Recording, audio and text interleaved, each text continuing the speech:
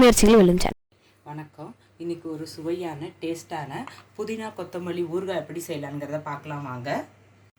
அதுக்கு தேவையான பொருட்கள் நம்ம பார்க்கலாம். கொத்தமல்லி தழை ஒரு கட்டு எடுத்து அதை நல்லா கழுவிட்டு இந்த மாதிரி அந்த காம்போடு நீங்கள் இதை ஆஞ்சி வச்சுக்கோங்க.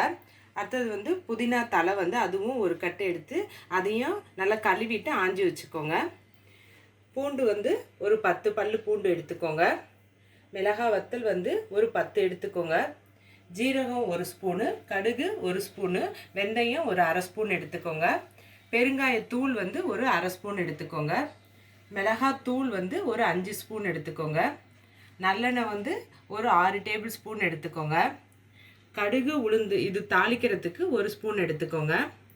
புளி ஒரு நெல்லிக்காய் அளவு புளி எடுத்துக்கோங்க. உப்பு தேவையான அளவு எடுத்துக்கோங்க. இப்போ கொத்தமல்லி புதினா ஊறுகாய் எப்படி செய்யலாங்கிறத பார்க்கலாம் வாங்க.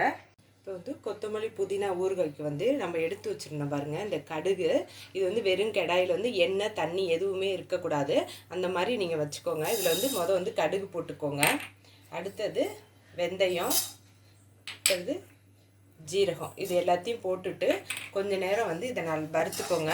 நான் வறுத்துட்டு உங்களுக்கு காட்டுறேன் பாருங்கள். நம்ம கடுகு ஜீரகம் வெந்தயம் எல்லாம் போட்டுருந்த பாருங்கள். கடுகு நல்லா வெடித்ததுக்கப்புறம் வெந்தயத்தோட வாசனை வரும். அப்போ இதை எடுத்து இதை தனியாக ஒரு கிண்ணத்தில் இதை போட்டுக்கோங்க. நல்லா ஆற விட்டுருங்க.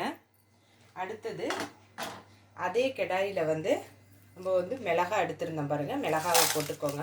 போட்டுட்டு இதையும் கொஞ்சம் நேரம் கைவிடாமல் நல்லா வறுத்துக்கோங்க. வறுத்துட்டு உங்களுக்கு காட்டுறேன் பாருங்கள். மிளகாய் போட்டிருந்தோம். அது மிளகாய் நல்லா வறுத்தாச்சு. இப்போ இதையும் எடுத்து அந்த ஜீரகம் வெந்தயம் கடுகெல்லாம் போட்டிருந்தோம் பாருங்கள். அந்த கிண்ணத்துலேயே இதையும் போட்டுக்கோங்க. போட்டுட்டு நம்ம பெருங்காயத்தூள் எடுத்துருந்தோம் பாருங்கள். அதையும் இதுலேயே போட்டுக்கோங்க. இந்த சூட்லேயே இதுவும் வறுபட்டுருக்கோம். இது நல்லா ஆறட்டும். ஆறினதுக்கப்புறம் நம்ம மிக்ஸி ஜாரில் அரைக்கணும். அதை காட்டுறேன். நம்ம மிளகாய் வெந்தயம் இதெல்லாம் வறுத்தம் பாருங்கள். அதெல்லாம் நல்லா ஆறிடுச்சு. ஆறினதுக்கப்புறம் மிக்ஸி ஜாரை தண்ணி இல்லாமல் தொடச்சிக்கோங்க. தொடச்சிட்டு இதை போட்டுட்டு நல்லா நைஸாக அரைச்சிக்கோங்க. நம்ம மிக்ஸி ஜாரில் போட்டிருந்தேன் பாருங்கள். இந்த பொடியை நல்லா இந்த அளவுக்கு நீங்கள் நைஸாக அரைச்சிக்கோங்க. இப்போ அடுப்பை பற்ற வச்சுட்டு அந்த கடாயை போட்டுக்கோங்க. போட்டுட்டு நம்ம நல்லெண்ணெய் எடுத்துருந்தேன் பாருங்கள். இந்த நல்லெண்ணெயிலேருந்து கொஞ்சோண்டு இந்த அளவுக்கு நீங்கள் ஊற்றிக்கோங்க. எண்ணெயை ஊற்றிட்டு இதில் நம்ம புளி எடுத்துருந்தோம் பாருங்கள். இந்த புளியை இதிலோட சேர்த்துக்கோங்க. அடுத்தது பூண்டு எடுத்துருந்தேன் பாருங்கள். பூண்டு இதையும் சேர்த்துக்கோங்க. சேர்த்துட்டு இதை கொஞ்சம் நேரம் இதை வறுத்துக்கோங்க. நான் வறுத்துட்டு உங்களுக்கு காட்டுறேன். நம்ம பூண்டு புளி போட்டிருந்தோம். அது நல்லா வறுபட்டுருச்சு. இப்போ இதில் கொத்தமல்லி தழை எடுத்துருந்தேன் பாருங்கள். இந்த கொத்தமல்லி தலையை இதோட சேர்த்துக்கோங்க. இது புதினா எடுத்துருந்தேன் பாருங்கள். இந்த புதினாவையும் இதோட போட்டுக்கோங்க.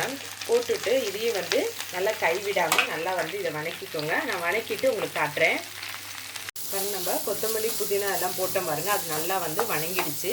இந்த அளவுக்கு வணக்கினா நீங்கள் போதும். இப்போ இதில் உப்பை இதில் போட்டுக்கோங்க. போட்டுட்டு இதை நல்லா ஆற விட்டுட்டு மிக்ஸி ஜாரில் அரைக்கணும். நான் அடுத்தது அதை காட்டுறேன்.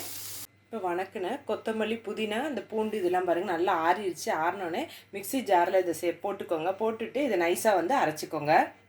நாங்கள் மிக்ஸி ஜாரில் போட்டுருந்தேன் பாருங்கள். அது இந்த அளவுக்கு நீங்கள் நைஸாக அரைச்சிக்கோங்க. புதினா கொத்தமல்லி ஊறுகாய்க்கு நம்ம எடுத்து வச்சுருந்த எண்ணெய் இருக்குது பாருங்கள். எண்ணெயை இதில் ஊற்றிக்கோங்க. ஊற்றிட்டு இதில் தாளிக்கிறதுக்கு கடுகும் உளுந்து எடுத்துருந்தேன் பாருங்கள். அதையும் இதில் போட்டுக்கோங்க. இந்த கடுகு வெடிக்கட்டும். வெடித்ததுக்கப்புறம் அடுத்தது என்னன்னு சொல்கிறேன் பாருங்கள். நம்ம கடுகு உளுந்து போட்டிருந்தோம். அது கடுகு நல்லா வெடிச்சிருச்சு. இப்போ நம்ம அரைச்சி வச்சுருந்த இந்த கொத்தமல்லி புதினா இதெல்லாம் இருக்குது பாருங்கள். அதை இதில் சேர்த்துக்கோங்க. சேர்த்துட்டு இதில் மிளகாத்தூள் எடுத்துருந்தேன் பாருங்கள். அதையும் இதோட சேர்த்துக்கோங்க. சேர்த்துட்டு இதை கைவிடாமல் கொஞ்சம் நேரம் நல்லா வணக்கிக்கோங்க. நான் வணக்கிட்டு இதை காட்டுறேன். புதினா கொத்தமல்லி ஊறுகாய் ரெடி ஆகிடுச்சு. இது ரெடி ஆகிடுச்சுன்னா நமக்கு எப்படி தெரியும்னா, இது பாருங்கள். நம்ம வணக்கிட்டு இந்த சுற்றிலும் பார்த்திங்கன்னா இந்த எண்ணெய் ஊற்றுனது ஒரு மாதிரி பபுள்ஸாக வரும். இதுதான் கரெக்டான பதம்.